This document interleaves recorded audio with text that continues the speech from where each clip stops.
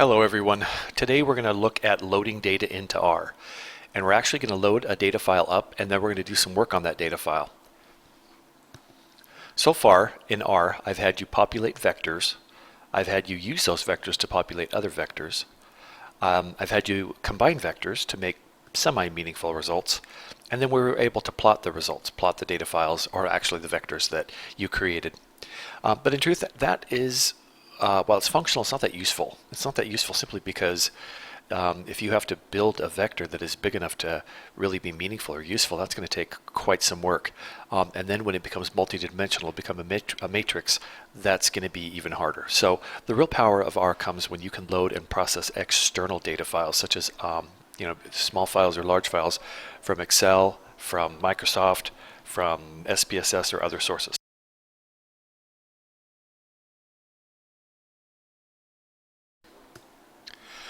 So that's what we're going to focus on this week for this week's exercise. We're going to actually load data files in R. I will give you a file to load, and then we'll run some commands on it. And this really builds your baseline understanding of R. You can load data files, and then you can use R to make meaning out of them. So your R skills are just going to grow from here. For the next couple of weeks, we're going to work through loading data files and then running different functions on those data files so that I can at least give you a good overview of the sort of things that you're going to be able to do with R. So we'll first set the stage and then we'll load some data.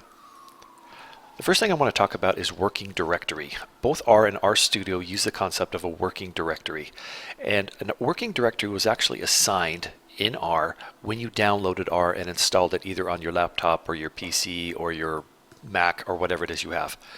It is the directory where R and RStudio will look for things when you want to load data files in. So if you do nothing and you use the load command in R, the first place it's going to go is to your working directory. And that becomes important because if you've taken a file out of another application and you downloaded it to your PC and you put it in some directory and that directory is not your working directory, when you go to load it in R, it's not going to be able to find it. So you have to make sure that the data file that you want to load resides in your working directory, or that you set your working directory to a certain value so that you're going to be able to find your file. In truth, RStudio makes this much easier because RStudio actually will open a browser that will allow you to go look for your file, and when you find your file, then you can load it up from anywhere. So here are some commands that will actually allow you to sort of manipulate your working directory settings. And the first one the first one is a comment that we're going to set our working directory. And what we do in that second comment is that we take a variable called WD for working directory and we set it equal to the results of the function get working directory. So what get working directory is going to do is it's going to identify what your existing working directory is, and it's going to drop that into that variable. Then in the fourth line down, we can go ahead and display the working directory by using the print function. So print whatever's in that variable working directory, and it'll show us our working directory. So we can also use a command, another function, this one's a directory, that will show us the contents of the working directory. So maybe we tried a load command, it failed because you couldn't find the file. So now what we want to do is we want to run a directory and just see what's in our working directory, and that's that dir function that you see there. A couple lines down, we actually have the ability to set our working directory. So we may have set a working directory to something and now we want to set it to something else. So the set working directory function is how you do that. Now, right now, if you were to look at that command, it's actually set working directory to working directory. It's kind of setting itself to itself, so that's not terribly useful. But if you wanted to specify another directory or a different place on your machine that you want to set, you could use the set working directory command just like I've shown, or function just like I've shown a little bit lower there, to set your working directory to users, Katie Kirstein, CW, or whatever directory it is that you would want to set it to. You just have to bury that directory inside the quotes and inside the parens in order to be able to use it with the set working directory function. Note that the slashes are forward slashes, and typically on a PC you would use backward slashes, but the forward slashes is what R looks for, so that's what we have to give it. If we want to move around our working directory, we can actually specify that we're going to look one level down. So underneath that CWU directory, there may be another directory called R files. And I may want to just add that R files to my current working directory. So I could use the set working directory in double quotes R files. And now my working directory is going to be users, Katie Kirstein, CWU, R files. Or I can also go back up one level if I want. So if I've gone down to R files and I want to go back up to CWU, I can do set working directory in parens and in quotes, dot, dot, dot, dot basically means go to the parent directory. So it's going to go up one level, and that's a way I could get back to CWU. So let's assume that we've set our working directory and everything's all good to go, and the data file that we want to load, which is called yourdatafile.rdata, actually exists in that working directory. So it's a fairly easy command at that point to go ahead and load that data file. But there are other problems that can come up. Let's assume that we've loaded the data file, but what kind of data file is it? That could be an issue, and I'll explain more why in a minute. What is in the file? How many rows? How many columns? What types of rows? What types of columns? Are we able to see the content? What commands can we use to actually see what we've loaded? So there's a bunch of stuff that we can do once we load the data file in order to be able to actually use it. Now, talking about data types, there are many different data types that we can load into R. We can load Excel files, we can load CSV files, which are just comma-separated variable files, where all we've done is dump a bunch of data into a file and we've separated everything by commas. We can load files from SPSS, just a bunch of different sources. But in order to be able to do that, we may have to make R sort of able to host that type of data, able to load that type of data. So as you can see, Excel, CSV, and SPSS are the three data types that I'm bringing up, but there are others. But in order for us to be able to load an Excel file, we have to expand base R, the base functions in R, by adding a package. And so we will add the readxl package. In the readxl package, there are two things that you need to do. First thing you need to do is you need to do the install packages function with readxl in order to be able to actually download that function from the web, internet, whatever site you can find it at, and bring that in and sort of tag that into your base R. So you're expanding the function of R on your PC and adding in the ability to read an Excel file and make sense out of an Excel file. At the same time, or right after that, you're going to want to go ahead and activate those readxl commands. So it's one thing to install the package, but you're not actually using it yet. You have to do the library function in order to add that to your library of available functions. And by doing that, you activate the readxl. Doing those two things allow you to load in a data set. Again, RStudio makes this easier for us. So you may have to do an install packages for the readxl just to bring it down the first time. But then after that, every time you want to load a data file, it will run the library command for you when you select Excel from the drop-down menu. It knows you are going to load Excel. It's going to take care of all that stuff for you. All right, so what we're going to do is we're going to actually load a file. And I'm going to show you how to view your file. I'll show you how to view the headers. I'll show you how to view the data types by running some simple commands, and then we'll run a more advanced statistical analysis on the data file. So we'll go over to RStudio, load the file. We'll use the following four commands: head, nrow, ncall, and structure to actually look at the contents of the data file. There's one I didn't include here, and the one's probably the most common, and that's view. View is a command that allows you to actually view the data file that you just loaded. The reason why I didn't add it is because RStudio automatically does the view for you. So when you load a data file, it sets it up, it loads a file, and then it runs a view on that file so you can see what the contents are. Let's go over to R. Here we are in RStudio, and I'm going to close things down. I was testing stuff out. I just want things to be clean. All right.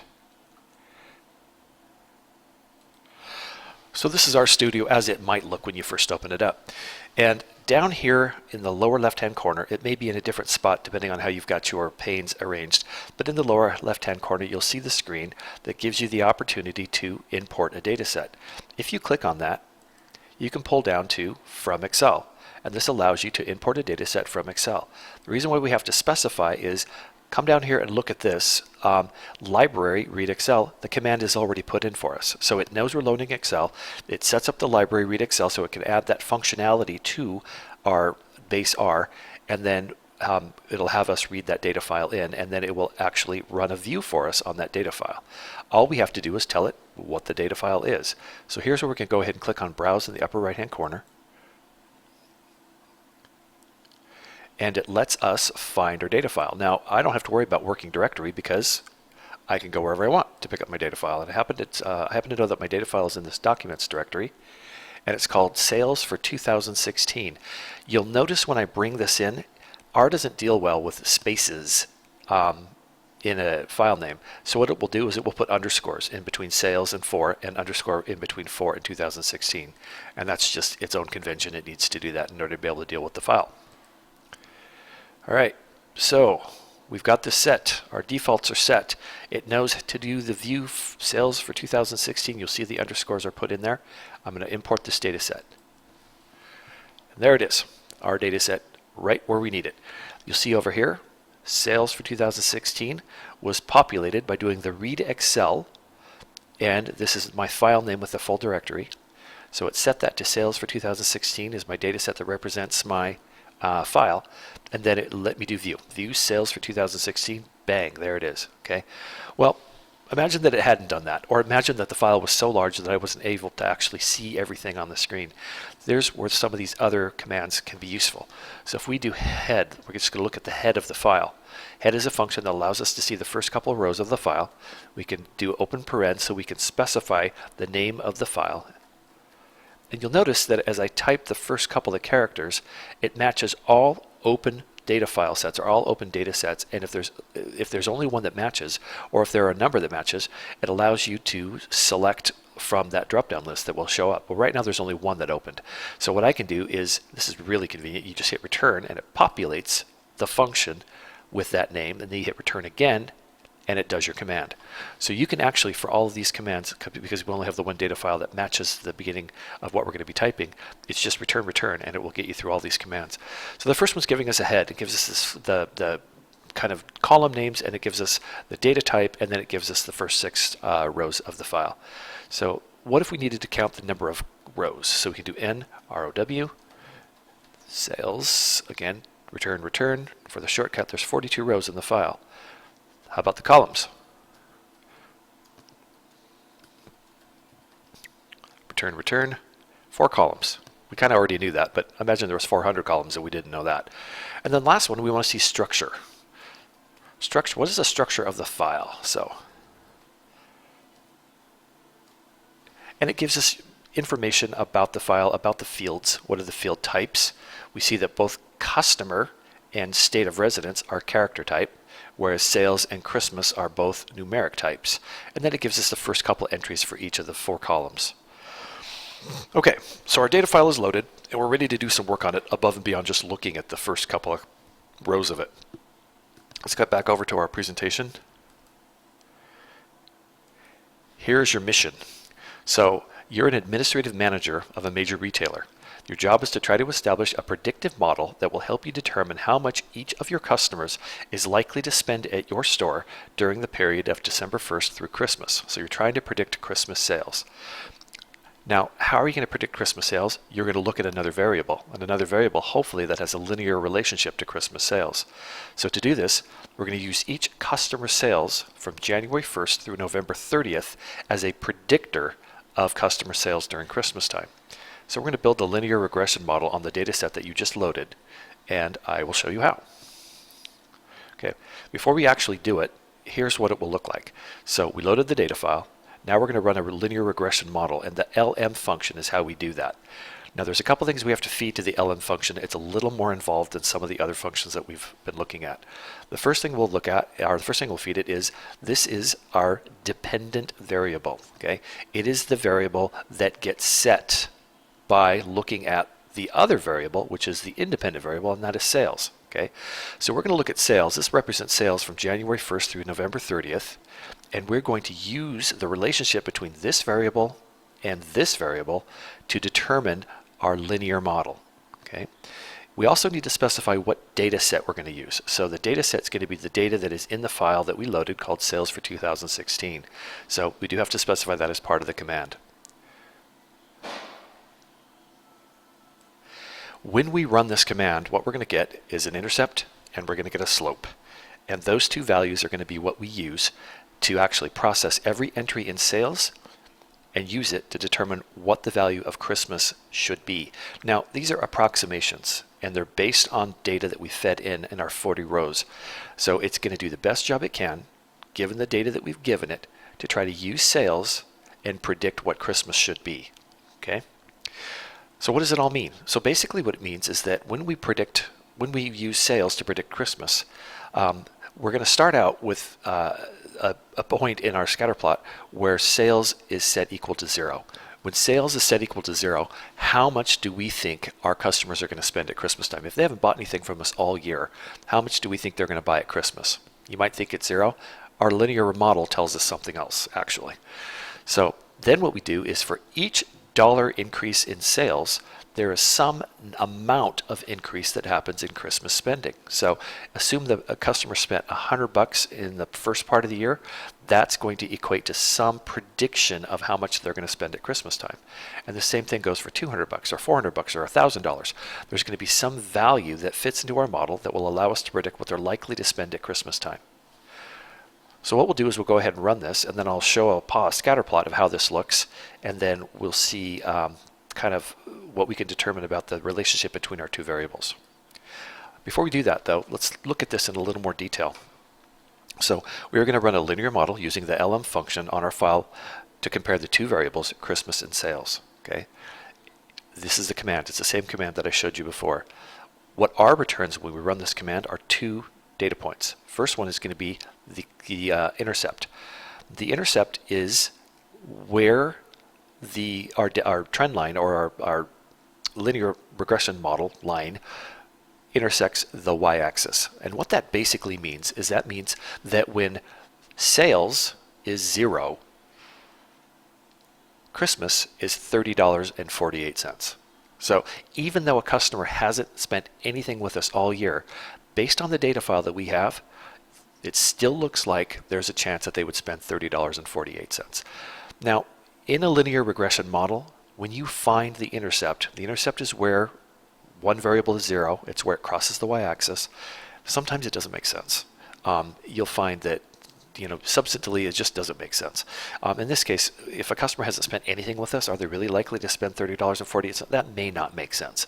But as you get away from the 0 point where the customer sales for the entire year is 0, and maybe the customer sales now is $100 or $200 or $400, then it starts to make a lot more sense. So be careful when you're dealing with a linear regression where the one value of the input variable is 0, because what you're getting out of the intercept, again, may not make sense.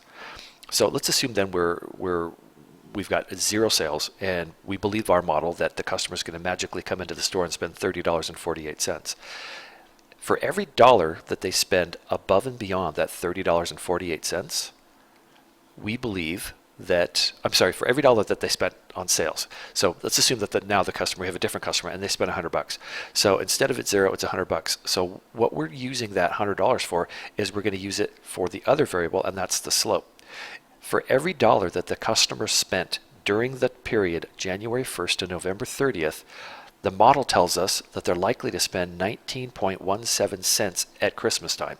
So there's your relationship. So you're starting at $30.48. The customer spends $100. Of that $100, they're going to have 0.1917 of that becomes their Christmas spending. And I'll show you how that model works in specifics so that we can actually see.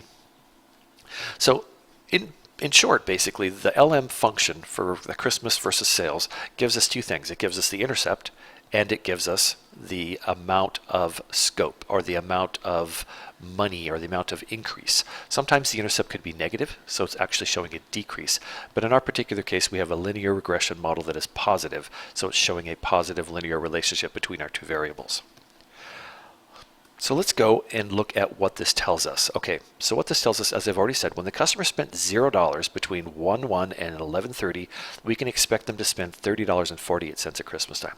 That is what our model is telling us. Again, that is at the very beginning of the model. It may not always make sense. Okay, for each dollar that the customer spends over $0 during the year, we can now calculate what they're likely to spend at Christmas time. So a customer who spent $100 between the first of the year and on November 30th, when we put it into the model, it's likely that they'll spend $49.65 at Christmas time. A customer who spent $250 in the first part of the year is likely to spend $78.48 at Christmas time. Again, these are approximations, and they're the best our model can return based on the data that we gave it.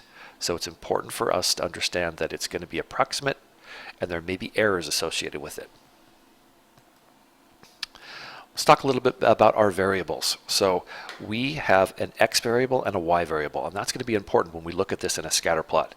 X is always the horizontal axis, so it's what goes across the bottom, and y is the vertical axis, what goes across the left-hand side. In our particular case, x is sales, and it is the independent variable, meaning that it's just what we're feeding into the model. We're feeding sales into the model, and we're determining what the relationship is with Christmas, the dependent variable. Now, Christmas is the dependent variable because it's dependent on the value of sales. So these become the independent and the dependent variable. In our case, y, Christmas, is the result of x and has a linear relationship to x. And x helps us determine what y is. And here's where we can see that, actually. So this is our x-axis. This is our sales throughout the first part of the year, 1/1 through 11/30. And it's as high as probably around $1,500. One customer spent $1,500, okay? And this is our Christmas time sales. So we start to see that the data points kind of go in a bit of a diagonal from lower left to upper right.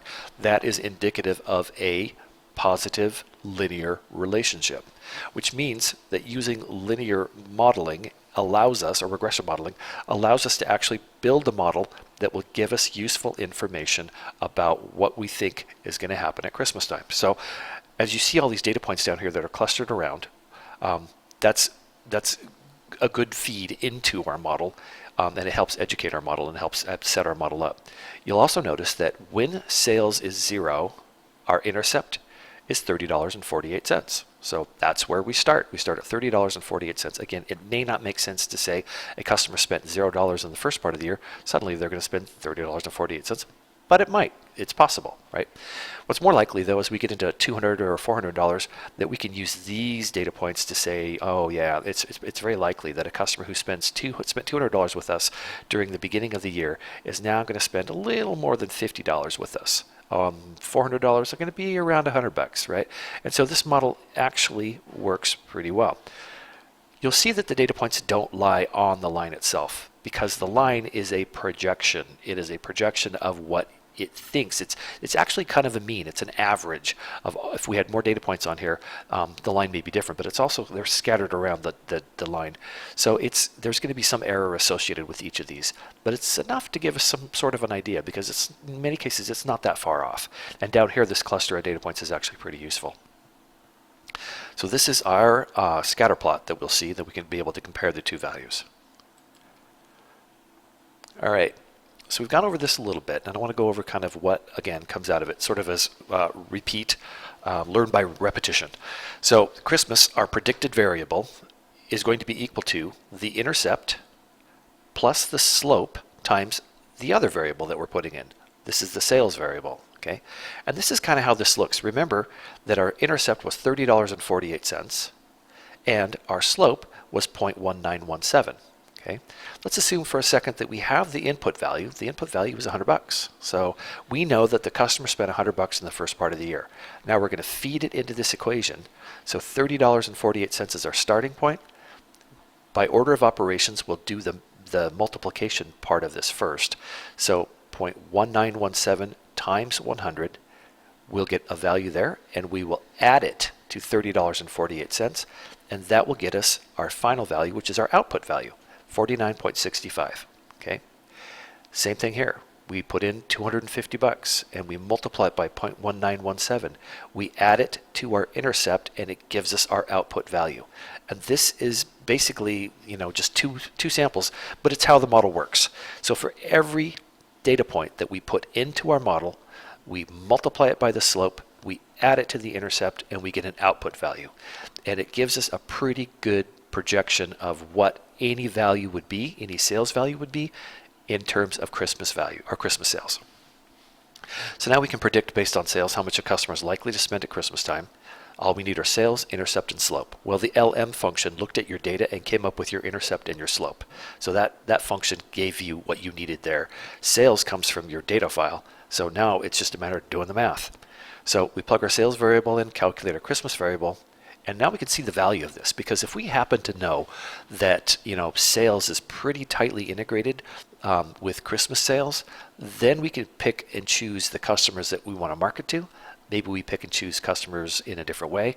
Those that spent a lot during the year may get a different marketing message than those that didn't spend very much during the year. So it helps us decide how we want to spend our advertising dollars when the time, getting ready for Christmas. So why don't we just use Excel? Well, that's a good question. And there are three answers. First of all, Excel has traditionally been limited in scope. It was limited to about 65,000 rows. That was a problem for big data sets. The later versions of Excel have expanded to over 1 million rows, but it's still a limitation, and it still could be, if you have 5 million records, you can't get that into an Excel spreadsheet. Excel does support some statistical analysis. It's actually a pretty amazing product, and it does a lot of stuff. But as we saw in our first example where we did k-means clustering in Excel using Solver, that it can be pretty hairy to do things in Excel. And so sometimes it's just easier to do things in R. And then the last reason, is probably the biggest reason, is that there are some statistical tests that just simply don't exist in Excel. You have to use R. So none of that's really going to apply to what we're doing, because we're going to be doing some pretty easy stuff that you could do in Excel. But once you get started, once you're able to load data, you'll probably at some point, if you continue in your study of R, you'll probably run into a situation where it's either easier to do it in R or it's just not possible to do it in Excel. Okay. Your assignment is going to be doing a linear model by state. So you will be assigned a state or a pair of states. This is actually going to be in our data set. Let's get back over to R. And you'll see that one of the fields is state of residence. And state of residence, these records are shown by their state of residence. So what I'm going to have you do is I'm going to have you take this Excel file, and I've loaded the Excel file into the Canvas course. So you should be able to get to the Excel file. It's clearly marked. There are the two presentations, and then there's that Excel file. So I'm going to have you create a new Excel spreadsheet by cutting out the records for the state that you're assigned and putting it into a new Excel spreadsheet, and then saving it off to a name that you will be able to remember. Go ahead and load that file into R. Then run a linear regression model on the Christmas and sales variables. They'll be the same variables, just less rows for your state, and find out what your slope and intercept are, and then give me a bit of an explanation of your model. The last thing I want you to do is I want you to do a scatter plot for your state. Show me sales versus Christmas, or Christmas versus sales, however you want to do it. And then those are the things that you'll be turning in. So your state assignments are as follows. Each of you has been assigned either a state or a combination of states. So just go ahead and, again, create an Excel spreadsheet that has just that information in it, and then you'll be able to do the assignment. And what to submit: capture the process of loading your file for your states, then run the LM for your file, for your data file. Tell me what your intercept and slope are. Tell me what it means, and then show me a scatter plot. If you can dump all of that into a Word doc and send that to me, that'd be great. So if you have any questions, let me know. And as I finish out this presentation, I'm going to cut back over to R, and I'm actually going to run the stuff I want you to do. Let's assume that your file, you've created your own file. It's just got your states in it. So now you've loaded that file up, and now you can run your command. LM is your linear modeling command. When you type in the variable names or column names, make sure you realize they're case sensitive. So in this case, I have to use, actually I'm going to go back to do this differently. I have to use capitals at the beginning of the letter, because that is what matches a column head. Then I put a little tilde between the two variables. So I'm going to determine Christmas based on sales, and the tilde is in the upper left-hand corner of your keyboard. So I'm running a linear model. I'm going to determine Christmas based on sales. And the other thing I'm going to need to do, this is something we haven't had to do in the past in some of our other work, is I need to specify the data set or the file that I'm going to use. So I am going to go ahead and use sales for 2016. And again, it allows me to hit return when it identifies what I'm looking for by matching it by what I've typed. And I can go ahead then and run my linear modeling function. It gives me my two coefficients. The first one is my intercept. That is the value when my input is 0. In other words, when sales is 0, that is what Christmas is set to, $30.48. Okay, and then the next one over is my slope.